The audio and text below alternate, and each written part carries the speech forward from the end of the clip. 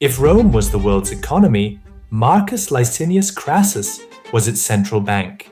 He was richer than Musk, Bezos, and Rockefeller rolled into one. He invented a fire brigade that got rich off ashes. He bankrolled Caesar's rise. He built half of Rome. But wealth wasn't enough. Pompey had triumphs. Caesar had conquests. All Crassus had left was money. In 53 BC, chasing glory into the desert, Rome's richest man gambled everything. What he found instead was the price of greed. Crassus was born wealthy, but he became legendary in chaos. During Sulla's bloody purges, he bought up the estates of the executed for pennies. And when Rome burned, he was there too. He invented his own fire brigade, but not to save lives. His men would rush to a blaze and bargain. Sell him the building cheap or watch it burn. If you agreed, they doused the flames.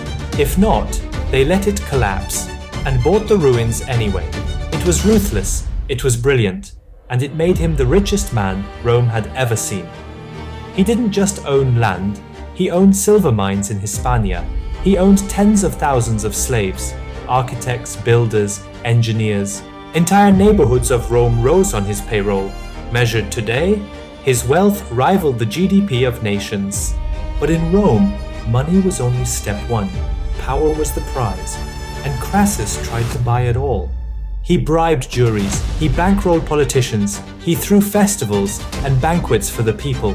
And when Spartacus led 70,000 slaves in revolt, Crassus raised an army at his own expense. He crushed them, lining the Appian Way with 6,000 crucified bodies. Rome's most brutal warning, funded by Rome's richest man. But Pompey stole the headlines, Caesar stole the glory. All Crassus had left was money, so he made a deal. Crassus's wealth, Pompey's armies, Caesar's popularity. Together they formed the First Triumvirate and ruled Rome. But Crassus was restless. Pompey had conquered the East.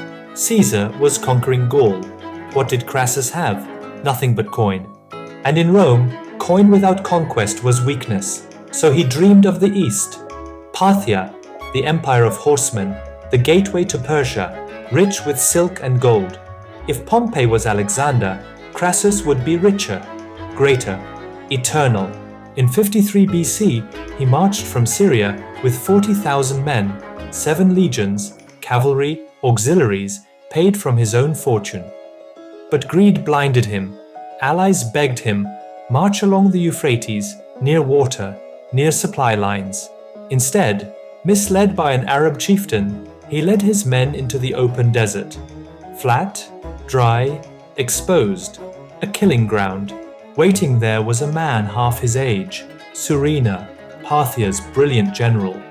With only 10,000 cavalry, Surena made a desert into a weapon.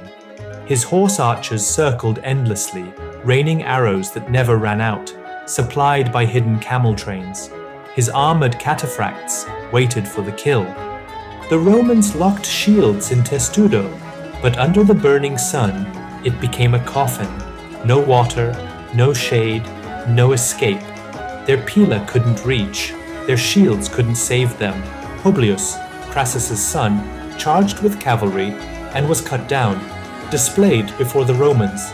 For 2 days, arrows fell like rain, and Rome's richest man could only watch his army bleed into the sand. At Carrhae, Rome's central bank, learned the one thing money could not buy: survival. The Romans begged to retreat.